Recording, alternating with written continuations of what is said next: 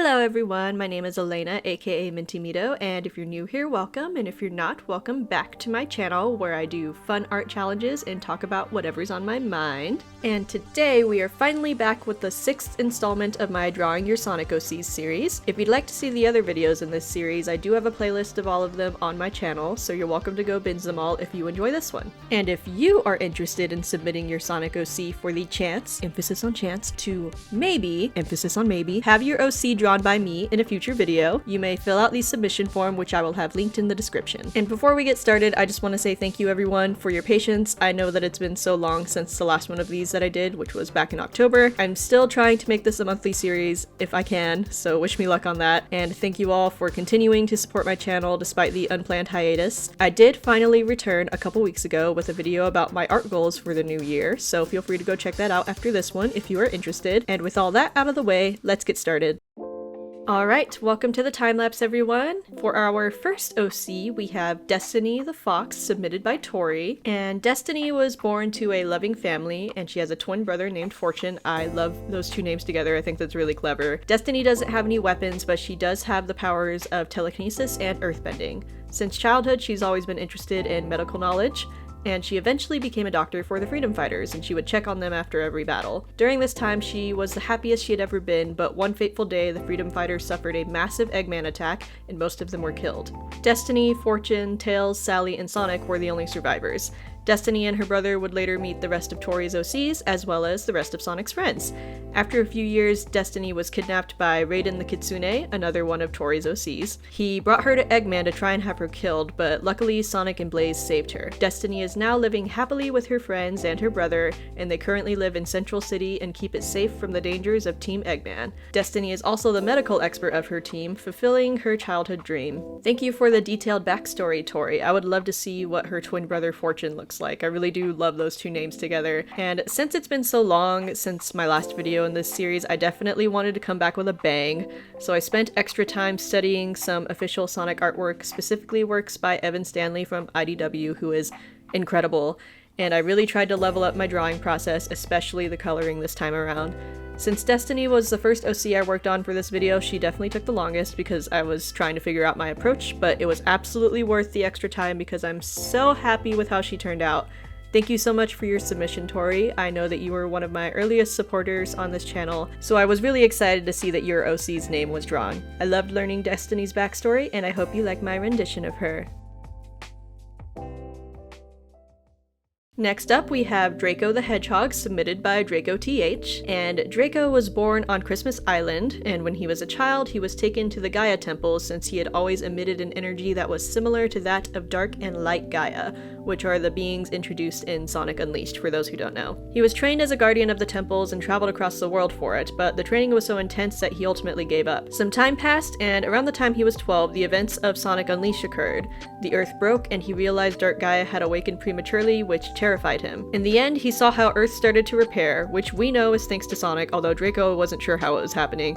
But he was inspired to become more powerful and started to train again. Later on, Eggman had conquered most of the world, but he was able to help in some battles without officially joining the Resistance. This, of course, lines up with the events of Sonic Forces. Eventually, the war with Eggman ended, but Draco still had to use his powers once again to protect his island from the Metal Virus, which I believe is a threat from the IDW comics, if I'm not mistaken. Side note, I did finally get the first 2 volumes of the Sonic IDW collection, shout out to my man, so I'm gonna be reading those as soon as I can, and I can finally be in on the IDW hype train. As for Draco, nowadays he is preparing himself to go to the Starfall Island since he heard rumors about some kind of ancient constructs that reminded him of the destroyed Gaia temples, which of course ties in with the events of Sonic Frontiers. Very exciting. I really loved reading this backstory. I love how it ties Draco's character into the world of the games and the IDW comics. I think it's so cleverly written. This OC did not have a photo reference, so I designed him based on the written description that was provided. One challenge for me was that Draco TH said the character was meant to be drawn in the classic/Junio style, and although he said it's not necessary to do that, I still wanted to take on the challenge because I do like to push myself when I get the chance. The coloring definitely isn't classic style, as I was still on my Evan Stanley style kick after finishing the last OC, but I tried to make the proportions more similar to classic Sonic, and I think I was able to achieve that for the most part. Thank you for your submission, Draco TH. I love your OC's backstory, and I really hope you enjoy how my drawing of him turned out.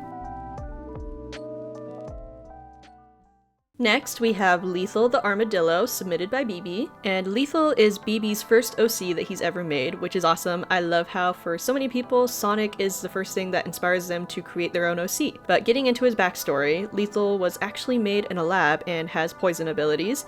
He even has a really large scythe forged in poison as his weapon of choice. He's generally very chill, likes playing games, and his favorite food is jellified poison. At some point, he grew bored of the lab and decided that he wanted to escape. His escape plan was to somehow jam the generator powering the lab. One day for lunch, he was served steak tacos, seasoned with poison of course, and for some reason, he was given a fork with his tacos, so he took it and stored it in his shell. Later on, he took the fork and rammed it into the generator, which made the lab's power go out, giving him the chance to escape. He decided to hide in an abandoned asylum where he found his first friend, named Classic. What a fun backstory. I love that his escape plan was fueled purely by boredom. Those types of characters are some of my favorites.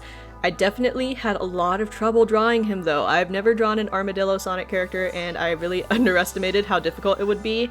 I think the big shell on his back was throwing me off. I know there's a character in the Sonic universe named Mighty the Armadillo, but even with that reference and BB's really cool photo references, I was still struggling a bit to draw him. I also couldn't tell if his eyes were black or if he was wearing some sort of sunglasses. I went with the sunglasses approach just because it made more sense to me as I was drawing, but hopefully it still resembles BB's original photos well enough, even if I'm wrong. I did have a lot of fun drawing his scythe. There wasn't a reference photo for it, so I just went with my gut and tried to get creative with it, and I had a great time. And overall, despite my struggles at the start, I think it came together quite nicely, and he looks so cool. Thank you so much, BB, for your submission. I hope you enjoy my version of Lethal the Armadillo.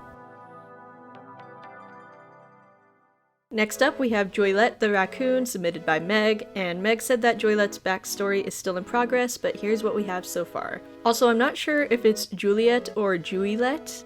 It's spelled Juliet, at least it was in the form, so I'm hoping I'm saying it correctly, but if I'm not, feel free to correct me in the comments if you're watching this, Meg. But Juliet is a raccoon with electricity powers who lived on an island with her older sister and mother. Her mother protected the 7 Chaos Emeralds, but faced conflict when the Knuckles clan wanted to own the Chaos Emeralds themselves, and eventually this started a war that left everyone in her clan dead. She lived on her own for some time until she met Eggman during the events of Sonic Adventure. He fed her his lies about Sonic stealing the Chaos Emeralds from him and begged her for help, and Juliet started to help him, but later discovered his lies and teamed up with Sonic to defeat Chaos. During the events of Sonic Adventure 2, she wanted to move on from her past and start a new life by joining Gun and working with Rouge. She has a friendly rivalry with Sonic and eventually forms her own team called Team Passion with characters named Sophie the Hedgehog and Razor the Husky. So first of all, I just want to say that your art style is gorgeous, Meg. Thank you for the very detailed outfit explorations. And Meg mentioned that Juliet's main outfit is supposed to be this one, I believe, with the large pants, but I really fell in love with this one with the skirts, so I hope that you don't mind that I drew her in this outfit instead. I had so much fun drawing her. She has such a beautiful character design, and I'm glad that despite her tragic origins, she eventually formed her own team and made her own friends.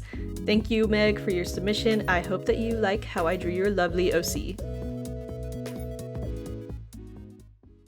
And lastly, we have Kasey Coyote, submitted by Adelaide, and Kasey works as a bodyguard for a rich family, and she focuses mainly on protection and actually hates fighting others. She's very swift and generally has well-honed defensive abilities. When fighting, she's known to mostly kick, but besides this, she has no special powers. Opposite of her super bright looks and style, she's actually fairly emotionless. Despite not showing the emotion though, she does care for those she protects and can be very kind to them in her own way. Her design is based on neon 90s fashion. I absolutely love this character design. Thank you, Adelaide, for the beautiful reference photos.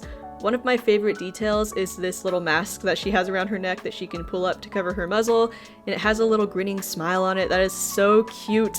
And the contrast of Kasey having this super bright, eclectic style and then a really stoic persona is so great. I love that concept so much. Like, I want to see more characters like this in media. And I had a really great time drawing her because this color palette was so fun to work with, and at this point I was really getting the hang of the coloring style that I had been going for so far in this video, so I just took my time and had fun with it, and I really love how it came together. Thank you so much for your submission, Adelaide. I loved drawing Kasey, and I really hope that you enjoyed my interpretation of her. thank you so much for watching this video, and thank you for waiting so patiently for it. I have recently started a new daily schedule, which will probably change again soon based on some personal stuff, but the point is that I'm getting better at making more time for my art and prioritizing it in my daily life, and I'm really proud of myself. I'm still working on a Sonic tutorial video that I've been talking about for months now, but since I wasn't doing any art during my hiatus, it's been pretty hard to come back to. But after all the stylistic discoveries I've made in this video, I am really excited to keep working on it, and it's gonna be a big one, so hopefully it will be worth the wait. I might do a simple art video before that, just so I don't leave you all hanging for too long, so let me know if there's any art trends or challenges that I should hop on that you would like to see me do. As always, all my important links are in the description, including the Sonic OC submission form that I mentioned at the beginning, and if you'd like to further support me by tipping or commissioning me, I do have a Ko-fi page where you can do that. Either is very, very much appreciated. I'll be back as soon as I can. Thanks again for watching, and I will see you all in the next one. Bye!